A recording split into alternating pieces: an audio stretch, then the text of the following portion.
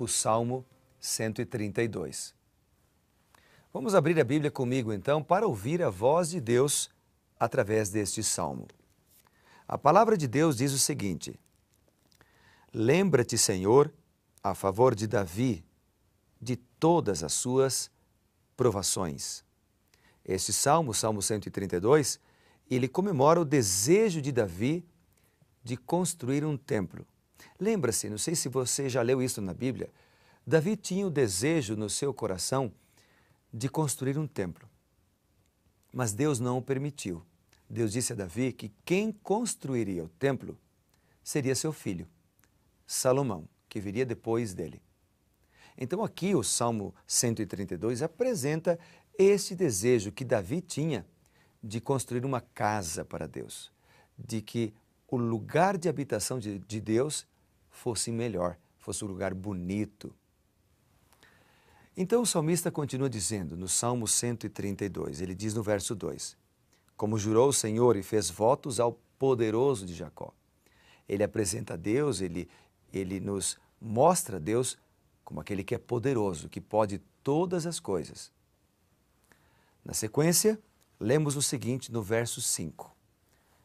Até que eu encontre um lugar para o Senhor, morada para o poderoso de Jacó. Veja, aqui ele já está falando do desejo que ele tinha no coração, de construir um templo para o Senhor. Ouvimos dizer que a arca se achava em Efrata, e a encontramos no campo de Jaar. Então ele vem relatando aqui, em poucas palavras, o fato de que eles foram atrás, foram procurar a arca, para trazer um templo que ele queria construir. Entremos na sua morada, adoremos ante o estrado de seus pés. Levanta-te, Senhor, entra no lugar do teu repouso, tu e a arca da tua fortaleza. Ele continua dizendo, vistam-se de justiça os teus sacerdotes, exultem os teus fiéis, por amor de Davi, teu servo, não despreze o rosto do teu ungido.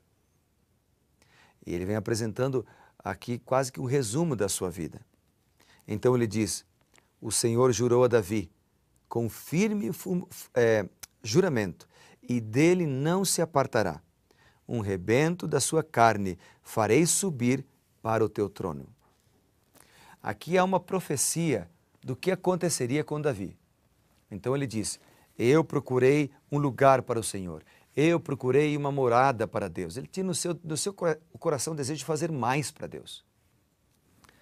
Sabe que esse desejo nós também deveríamos ter, o desejo de fazer mais, de acordo com a sua limitação, de acordo com a sua realidade, mas fazer para Deus sempre o melhor. Se vamos construir um templo para Deus, deve ser o melhor. Se vamos fazer um trabalho para Deus, deve ser o melhor. Se vamos fazer algo para o Senhor, sempre deveríamos primar pela excelência. E Davi tinha isso no seu coração. Não é por nada que ele era chamado de o homem segundo o coração de Deus. Porque ele era um homem de oração, ele era um homem que se arrependia de seus pecados e que tinha no seu coração o desejo de fazer o melhor para o Senhor. Mas Deus diz no mesmo salmo aqui, de que o templo que ele queria construir seria construído não por ele, mas por alguém que surgiria dele, um rebento de sua carne, é a expressão usada aqui no Salmo 132.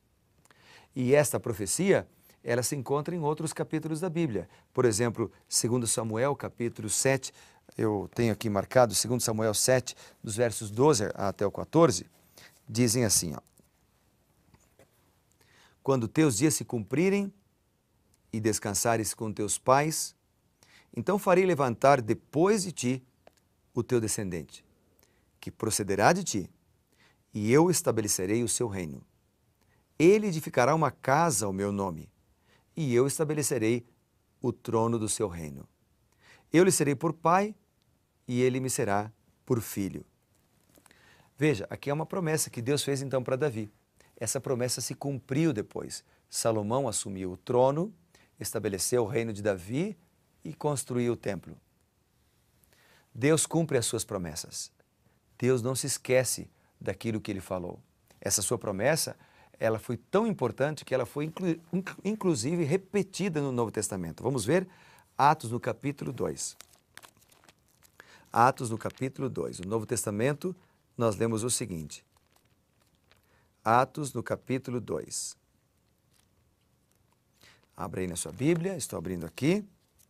Vamos ver então o que está escrito no versículo 29 e o versículo 30. Estou aqui abrindo a Bíblia, aqui está. Diz a palavra de Deus: Irmãos, seja-me permitido dizer-vos claramente a respeito do patriarca Davi, que ele morreu e foi sepultado, e o seu túmulo permanece entre nós até hoje. Sendo, pois, profeta, e sabendo que Deus lhe havia jurado que um dos seus descendentes se assentaria no seu trono. Então, até no Novo Testamento, nós temos essa promessa que foi cumprida pelo Senhor. Deus cumpre as suas promessas. E nós? E você? Tem cumprido as promessas que você tem feito para Deus? Na sequência, o salmista apresenta outras lições lindas para nós. Ele diz assim no verso 12: Se os teus filhos guardarem a minha aliança e o testemunho que eu lhes ensinar, também os seus filhos se assentarão para sempre no seu trono. É uma promessa condicional. Estava condicionada à obediência dos filhos. Na Bíblia, existem profecias condicionais e incondicionais. Por exemplo, a volta do Senhor Jesus não depende de nós. Ela é incondicional. Jesus voltará. Mas há profecias condicionais. Aqui nós temos uma. Eles seriam abençoados se fossem fiéis. Seriam abençoados se obedecessem.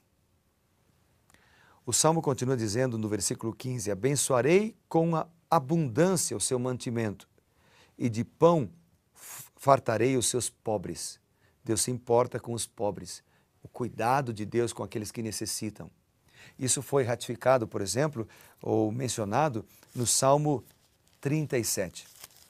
Vamos dar uma olhada no que diz ali o Salmo 37, a partir do verso 3. Salmo 37. A Bíblia diz o seguinte, ó. Salmo 37, versículo 3 ao 5. Confia no Senhor e faz o bem. Habita na terra e alimenta-te da verdade. Agrada-te do Senhor e Ele satisfará os desejos do teu coração. Entrega teu caminho ao Senhor. Confia nele e o mais Ele fará. Depois, a partir do versículo 23, ele então amplia esse conhecimento dizendo: O Senhor firma os passos do homem bom, e no seu caminho se compraz. Se cair, se o homem bom cair, se aquele lá do versículo 5 que entregou o caminho ao Senhor, se ele cair, diz a Bíblia, ele não ficará prostrado. Então a Bíblia dá aqui a opção, dá aqui para nós o ensinamento de que é possível o justo cair, mas ele não ficará prostrado, porque o Senhor o segura pela mão. Fui moço, diz o salmista, e já agora sou velho. Porém jamais vi o justo desamparado, nem a sua descendência a mendigar o pão. Esse é um dos versículos que eu mais gosto. Fui moço e já agora sou velho. Porém jamais vi o justo desamparado, nem a sua descendência a mendigar o pão, porque Deus cuida de nós. Por isso que o Salmo 132 diz o seguinte aqui no versículo 15: De pão fartarei os pobres. Deus cuida dos pobres, Deus cuida dos necessitados. E Ele quer que a gente se envolva nessa tarefa, nesta obra, nessa missão de cuidar das pessoas também. Finalmente, o Salmo 132 diz o seguinte no verso 16: Vestirei de salvação os seus sacerdotes, e de júbilo exultarão os seus fiéis. Amém? Aquele que tem Deus no seu coração terá júbilo. Aquele que cumpre a missão de Cristo será bem-aventurado. Aquele que anda nos caminhos do Senhor será feliz. Isso é repetido, por exemplo, lá em Lucas, no capítulo 10, no versículo 17 em diante, quando o povo que foi enviado, 70 que foram enviados para pregar, voltaram. A Bíblia diz lá em Lucas, no capítulo 10, do resultado do cumprimento da missão, o resultado de se envolver na pregação do Evangelho. Lucas 10 diz o seguinte, ó, versículo 17: Então regressaram os 70 possuídos de alegria. Quando nos envolvemos na missão de testemunhar do amor do nosso Senhor Jesus Cristo, o resultado não poderia ser outro. Nós somos possuídos de alegria, porque antes disso fomos possuídos pelo Espírito Santo, porque o Espírito Santo é um Espírito missionário. Descerei sobre vós o Espírito Santo, diz Atos dos Apóstolos, capítulo 1, verso 8, e sereis minhas testemunhas.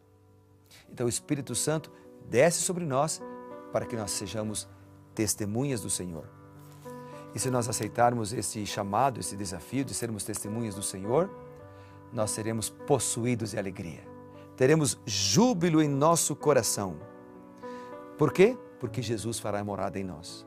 O verso 17, ele diz assim: farei brotar força de Davi, preparei uma lâmpada para o meu ungido. Uma referência a Jesus. Quando nós nos envolvemos na obra do Senhor, quando nós seguimos no caminho do Senhor, Jesus mora em nosso coração. Somos felizes e abençoados. Não é lindo? Vou orar agora por ti. Bondoso Deus e Pai, nesse momento eu quero orar pelo meu amigo, minha amiga, que juntos agora buscamos a presença do Senhor. Nós somos pó, nós somos fracos e precisamos do Senhor.